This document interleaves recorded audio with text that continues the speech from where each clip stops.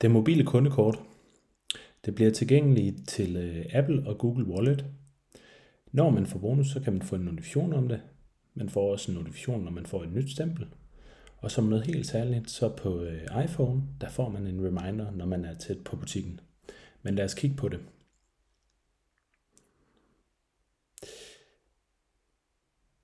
Det er både tilgængeligt på iOS og Android, og som I kan se, så ligger det som en del af Wallet med kreditkort. Man får en notifikation, når man får bonus. Man kan tydeligt se, at man har optjent sin bonus.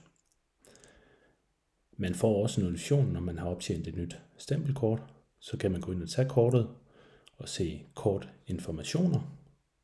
Og derinde kan man se, hvor mange stempler man har optjent. Den sidste del, det er, at man får en reminder, når man er tæt på butikken. Her er jeg tæt på vinhuset, og der står, kom ind og se vores gode tilbud. Så kan man trykke på den og få sit kundekort op. Medlemmen kan få sin kort i velkomstbeskeden. Det kan sendes til hele klubben som en sms-kampagne. Og så kan det også fås automatisk til telefonen, når de udfylder tilmeldingsformularen.